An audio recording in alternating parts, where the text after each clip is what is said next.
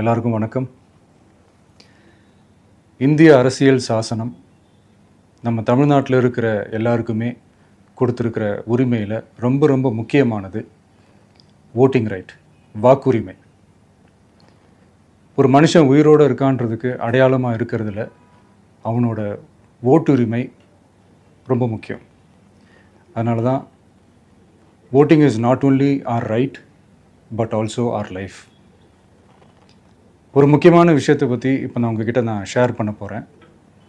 இது நான் ஃபஸ்ட்டு கேள்விப்பட்ட உடனே எனக்கே ரொம்ப ஷாக்கிங்காக தான் இருந்தது.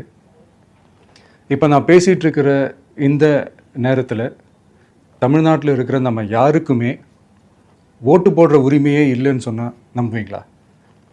நீங்கள் உட்பட யாருக்குமே அது இல்லை. நான் பயமுறுத்துறேன்னு நினைக்காதீங்க, அதுதான் நிஜமும் கூட. கொஞ்சம் ஏமாந்தால் நம்மள மாதிரியே இன்னும் லட்சக்கணக்கான பேருக்கும் இதே நிலைமை தான். ஓட்டு போடுற அந்த உரிமையே இல்லாத மாதிரி ஒரு நிலைமை வந்தாலும் வரலாம். இதுக்கு மெயின் ரீசன் அந்த எஸ்ஐஆர், ஸ்பெஷல் இன்டென்சிவ் ரிவிஷன், சிறப்பு தீவிர திருத்தம். இப்போது இந்த எஸ்ஐஆர் நம்ம தமிழ்நாட்டில் எப்படி ஒர்க் ஆக போகுது? கடந்த ஜனவரி மாதம் எடுத்த அந்த கணக்கெடுப்பில் 6,36,00,000 வாக்காளர்கள் நம்ம தமிழ்நாட்டில் இருக்கிறாங்க. ஆனால் அவங்க யாருக்குமே இந்த ஓட்டு போடுற உரிமையே இல்லை. அந்த பிஎல்ஓன்னு சொல்லுவாங்க, பூத் லெவல் ஆஃபீஸர்ஸ், வாக்குச்சாவடி நிலை அலுவலர். அவங்க தான் வீடு வீடாக போய் அந்த ஃபார்மை கொடுப்பாங்க. அதை நம்ம ஃபில்அப் பண்ணி கொடுக்கணும்.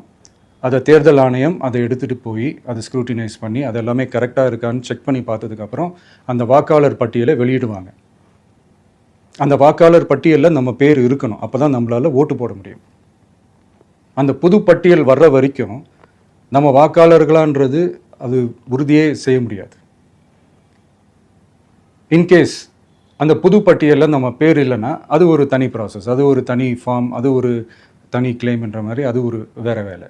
ஸோ இந்த மாதிரி நிறைய சிரமங்கள் குழப்பங்கள் இருக்கிறதுனால மக்களுக்கு இது மேலே ஒரு கன்ஃபியூஷன் ஒன்று இருக்குது. இது என்ன வெரிஃபிகேஷனா, இல்லை ஒரு மறைமுக ரீரெஜிஸ்ட்ரேஷனா, இல்லை இது ஒரு நியூ ரெஜிஸ்ட்ரேஷன் மாதிரியே தானா அப்படின்ற மாதிரி நிறைய கன்ஃபியூஷன் இருக்குது. அவங்க செய்ய வேண்டியதெல்லாம் ஒன்று தான். இந்த மாதிரி வீடு வீடாக போய் அந்த என்யூமரேஷன் ஃபார்ம் நம்ம ஃபில்அப் பண்ணி கொடுக்கும்போது அதுக்கான அக்னாலேஜ்மெண்ட்டை அந்த பிஎல்ஓ அந்த ஆஃபீஸர்கிட்ட இருந்து நீங்கள் வாங்கிக்கணும். அது ரொம்ப ரொம்ப முக்கியம். இது நான் சொல்கிறது வாக்காளர் பட்டியலில் ஆல்ரெடி உங்கள் பேர் இருக்கிறவங்களுக்கு நான் சொல்கிறேன். இப்போ புது வாக்காளர்கள், ஃபஸ்ட் டைம் ஓட்டர்ஸ், அவங்களுக்கு ஃபார்ம் 6ன்னு ஒன்று இருக்குது. அதை நீங்கள் ஃபில்அப் பண்ணி நீங்கள் உங்கள் ஏரியாவில் இருக்கிற சம்மந்தப்பட்ட அந்த உங்கள் அலுவலகத்தில் நீங்கள் டைரெக்டாகவும் சப்மிட் பண்ணலாம், இல்லை நீங்கள் ஆன்லைன்லேயும் சப்மிட் பண்ணலாம். அப்படி ஆன்லைனில் நீங்கள் சப்மிட் பண்ணிங்கன்னா அதுக்கான ஸ்க்ரீன்ஷாட்டை எடுத்து வச்சுக்கோங்க. ஃபோனில் மெசேஜ் வரும், அதை சேவ் பண்ணி வச்சுக்கோங்க. அப்ராடில் இருக்கிறவங்க கூட அந்த எஸ்ஐஆர் ஃபார்மை டவுன்லோட் பண்ணி நீங்கள் அதை ஃபில்அப் பண்ணி சப்மிட் பண்ணலாம். அதுக்கான அக்னாலேஜ்மெண்ட்டை வாங்கி வச்சுக்கோங்க. ரொம்ப முக்கியமாக உங்களோட பிஎல்ஓ அந்த ஆஃபீஸர் யாருன்னு தெரிஞ்சு வச்சுக்கோங்க. இந்த தேர்தல் ஆணையம் அந்த வெப்சைட்டில் போனீங்கன்னா அந்த பர்டிகுலர் பிஎல்ஓ ஆஃபீஸரோட ஃபோன் நம்பர் கூட நீங்கள் எடுத்து வச்சுக்கலாம். இன்கேஸ் உங்களை யாரையும் ரீச் பண்ணலை, இல்லை உங்களுக்கு அந்த ஃபார்ம் கிடைக்கல அப்படின்னா நீங்கள் அவரை காண்டாக்ட் பண்ணி அந்த ஃபார்மை வாங்கி நீங்கள் ஃபில்அப் பண்ணி நீங்கள் சப்மிட் பண்ணலாம். ரொம்ப முக்கியமாக அதுக்கான அக்னாலேஜ்மெண்ட்டை வாங்கி வச்சுக்கோங்க. இது எல்லாமே சரியாக செஞ்சாலும் இந்த எஸ்ஐஆர் மேலே சில டவுட்ஸ் இருக்குது. அது என்னென்னா, இந்த 6,36,00,000 வாக்காளர்களுக்கு ஒருத்தர் விடாமல் இந்த ஒரே மாதத்துக்குள்ளே எப்படி எல்லாருக்குமே அந்த ஃபார்ம் போய் ரீச் ஆகும்? ஒன்று. ரெண்டாவது, நீங்கள் வரும்போது வீட்டை போட்டுட்டு வேலைக்கு போயிட்டு என்ன பண்ணுறது?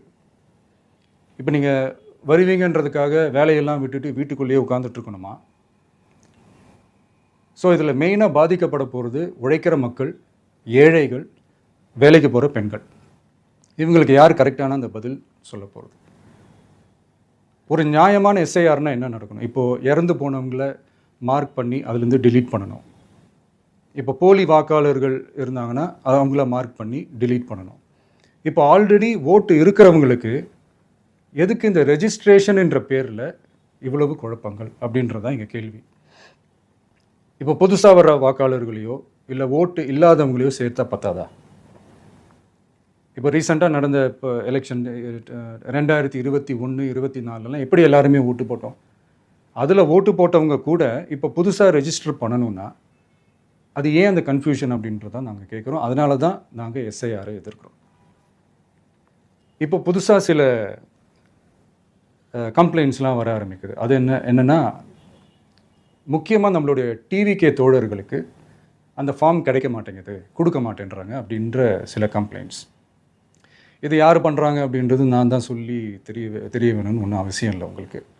இப்போ இருக்கிற ஆட்சியாளர்கள் அவங்களுக்கு கைப்பாவையாக இருக்கக்கூடிய சில பேர் வந்து இதை செய்ய ஸ்டார்ட் பண்ணியிருக்கிறாங்க. அதனால் மைடியர் வர்ச்சுவல் வாரியர்ஸ், இதை வந்து சாதாரணமாக எடுத்துக்காதீங்க. இது எல்லாருக்குமே அந்த ஃபார்ம் போய் ரீச் ஆகணும். இதில் ரொம்ப உறுதியாக இருங்க. அதையும் மீறி உங்களுக்கு அந்த ஃபார்ம் கிடைக்கலன்னா இருக்கவே இருக்கும் ஆன்லைன். தேர்தல் ஆணையம் அந்த வெப்சைட்டில் போய் அந்த ஃபார்மை டவுன்லோட் பண்ணி நீங்கள் ஃபில்அப் பண்ணி சப்மிட் பண்ணலாம். உங்கள் வீட்டில் இருக்கிறவங்களுக்கு நீங்கள் செஞ்சு கொடுங்க, பக்கத்து வீட்டில் இருக்கிறவங்களுக்கு செஞ்சு கொடுங்க, தெரிஞ்சவங்களுக்கு, தெரியாதவங்களுக்கு, பழகினவங்களுக்கு, பழகாதவங்களுக்கு எல்லாருக்குமே நீங்கள் தயவு செஞ்சு கொடுங்க. அண்ட் ரொம்ப முக்கியமாக நம்ம ஜென்சி கிட்ஸ், நம்ம ஃபஸ்ட் டைம் ஓட்டர்ஸ், நம்ம புது வாக்காளர்கள், நம்ம நண்பா நண்பிகள், அவங்க ரொம்ப கேர்ஃபுல்லாக இருக்கணும்.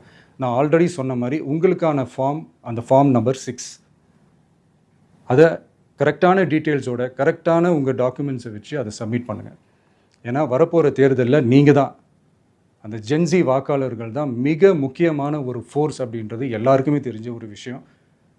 அதனால் உங்களை டிஸ்டர்ப் பண்ணுறதுக்கு, உங்கள் பேரை அதில் இன்க்ளூட் பண்ணாமல் செய்கிறதுக்கு என்னென்ன வேலைகள் செய்யணுமோ, என்னென்ன தில்லுமுள்ளு வேலைகள் செய்யணுமோ எல்லாமே அவங்க செய்வாங்க. இது நமக்கு எல்லா திசையிலையும் எல்லா பிரச்சனைகள் கொடுத்துட்டு தானே இருக்கிறாங்க. அது டிஃபால்ட்டாக நடந்துட்டு தான் இருக்கும். அது ஒன்றும் பண்ண முடியாது.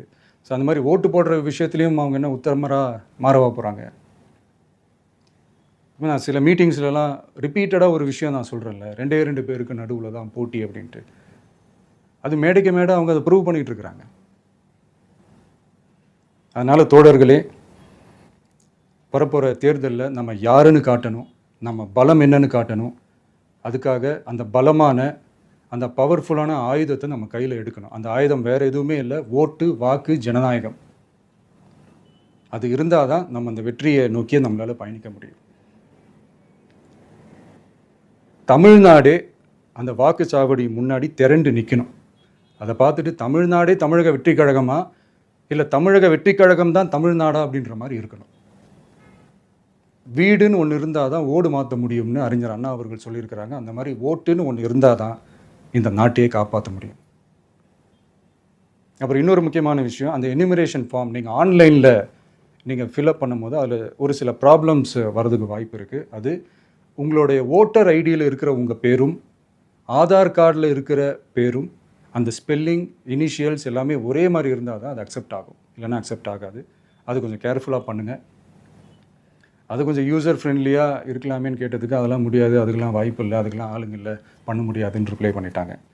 ஸோ அதனால் மைடியர் டிவிகே தோழர்களே, மைடியர் ஜென்சி படை பலமே, உஷாராக இருங்க, கான்ஃபிடென்ட்டாக இருங்க, நல்லதே நடக்கும், வெற்றி நிச்சயம். மீண்டும் சந்திக்கும் வரை நன்றி, வணக்கம்.